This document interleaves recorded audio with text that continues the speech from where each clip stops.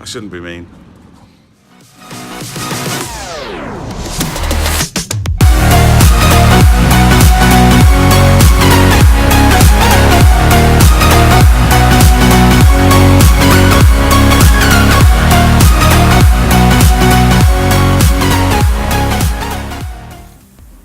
Right, welcome back to part 2 of the Opel Manta working restoration. Okay, follow on from yesterday's video, we did all the gearbox mounts, engine mounts and gearbox bolts. Now Sam's just in the process of taking off the last couple of things. It looks like a lube oil pressure sensor. We're just disconnecting that so the wiring looms away from it. Just a couple of little washers in there, look. Yeah. I'll put them back on it. Alright. So that's that disconnected, so the engine from here should be free to lift. So what we're going to do is we'll just keep it short because we're going to have to get both hands on this. But yeah, we should see. That's it, isn't it, I think? I think so. We'll have one last check. Yeah. See if we've got everything and then And then we'll switch to time-lapse mode. Hopefully the engine coming out first time. What do you reckon? First time? We'll see.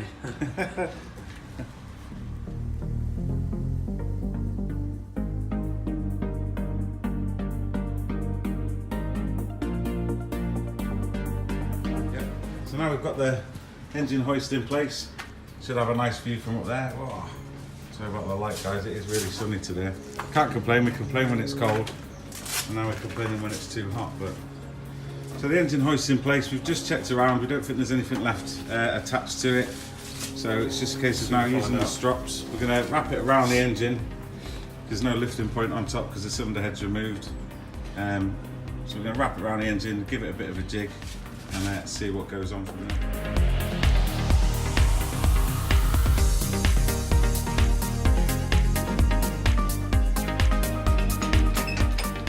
Right, the engine's stropped up, as you can see there.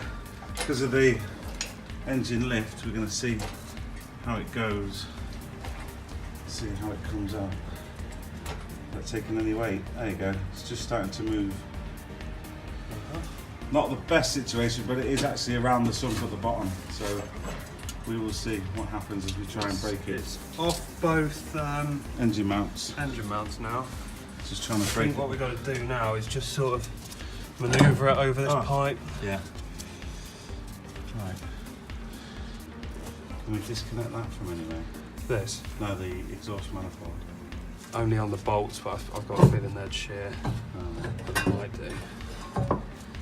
Do you want me to hold that out of the way and you pump it? Yeah? Or you pump it and I pump it and this is good. Get it to a point and then just give it a big shock backwards. It's probably never been off. No. Oh, shit. We'll bleep that out. Right, let's do this. We've successfully parted the engine from the gearbox. However, the strop that we was using was caught up on the clutch cable. So we're just trying to rearrange the strop now so we're not catching it as we lift it. And then hopefully we've got someone who's revving his bike as well. Yeah, we get it, mate. You've got a loud bike. I shouldn't be mean. We just need to rearrange these strops. How did I have this before? That one just looped through there and then back in. Oh. Is that clear now, is it? Yeah. Right, so this should be it for the last bit. Get these around. Try and use my hand while filming at the same time. Sam don't need me, look, it's just all over it. Oh. Right, that's good. Right then, so we're now connected. Oh, okay. It should be good. It looks a bit of a mess, but it's just because it's got a what type of sump, Sam? It's called a big wing sump on it, so it's difficult to get things around it. It's, you'll see when it comes out. Yeah. Learn something new every day. So we've got the engine nearly out. However, we've just discovered that with the gearbox in place and the subframe, basically, the tolerance is maybe a couple of centimeters off. So as opposed to like trying to drop the gearbox and all that, and what we're going to do is try and sort of loosen the subframe. A couple of bolts, well, one there, one just hiding under there. We're going to try and jack the front of the car up because we're talking a couple of centimetres we need just to get the engine clear. As you can see, the engine and gearbox is now split. It's just literally because the bottom of the sump's stuck on the subframe. Yeah. So there's no clearance because the top of the gearbox just there You is see it touching the bulkhead and it's touching there. So yeah, you can't really. Oh, you can a little bit. what we're going to do is we're going to loosen off the front subframe, and then we're going to jack the front of the car up, and hopefully the axle or the subframe will stay close to the ground. The car will come up with the engine and it will give us the room we need. Fingers crossed there. Hopefully, if these will come off. What size was that? 15. Oh, I wasn't that far off. Oh yeah, beauty. Oh, look at that. Bit of spanner action. Sorry, socket action. So this is the whole point of it, taking you through it. You don't see these problems. It's not always straightforward. So hopefully this will give us enough what we need, but we shall see.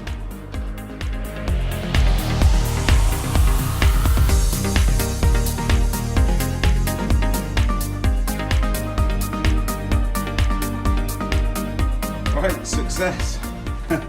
The engine's out. What we had to do, because basically where the manifold is there and the steering column there, it was just too far. And as you can see now that the engine's out, look how far the sump actually comes out. It's like Sam was saying, it's like a wing sump. So what we did is remove the engine mount bracket from here, and literally a bit of brute force and ignorance, it just popped out, didn't it? It was ridiculously easy, but it was just, it's like I said, it was literally a couple of centimetres. I've had no idea. Lower the garage. Yeah. No. Now the only problem we've got, as trying to do anything on the driveway, is we've basically got the car out. It just doesn't quite. If you look, if I come down, you can see, look, we're just sat inside the car, and our clearance at the top is a centimetre or two. So we're just trying to. If we push down on the front, the back should come up at it, and then. I'm basically letting Sam do all the work here, and I'm just filming it, so it's just amazing. So the engine's now out. The whole point really was we wanted to get at this sump and get it off, and then basically check the clutch while we're at it. Check the clutch. There's a little, we're hoping to find, when we take this off, a little bit that was dropped in it, but as you can see, not quite as straightforward as we thought. So thank God this is more than a one-part video, otherwise it'd be about 6 hours long. But so now's the time. We've got the engine out, we can have a good look at it. And if you look inside, we've checked, like the clutch has got loads of meat on it. You can just about see in there. It's pretty. It's brand new, almost. It's got loads and loads of life. Loads. So it's probably only just bedded in. There's no point in changing things for the sake of it. If it's fine, it's fine. The thing is, usually we would say at this point, you know, you've got it out to change it. But looking at the clutch, it's almost. There really is no point. So, and the clutch release bearing looks pretty new as well, considering the age of this car is what, 32 years old. Yeah, it's an 86. This one. So that's had a clutch change recently. You know, maybe 10,000 miles, if that. So yeah, so we're happy with that. So now we'll probably look at getting this clutch off and hopefully find this bit. As you can just see underneath it, but unfortunately now we've got the problem that it's on there. So, but that shouldn't be an issue. We can drop the engine down, and we should be good. And yeah, well, as soon as we get the engine on the floor, we'll get back to you, and hopefully we'll find this bit. Right, we've finally got some good news. We've taken the sump off. As you can see, it's a very, very random shape. So, and the offending article, that guy's I'm gonna kill him. I'm gonna kill him. That was a bit was dropped into the sump. We couldn't get it out, and basically we didn't want that running around. You just have no idea if that was going to get caught up in anything, if it was caught up in anything. So we've managed to get it out, success. So yeah, that was an absolute result. And the seagulls are out as well. What is wrong? Do they not like filming?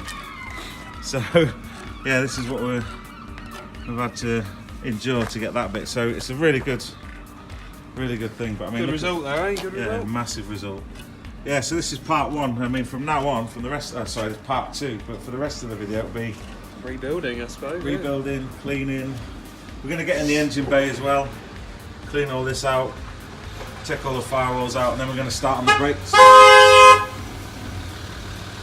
And then you get doofuses like that who just come and decide to... Sounds healthy, doesn't it? That sounds healthy. Maybe he wants us to do some work on that for him. It'll cost him though. Shh, don't tell him.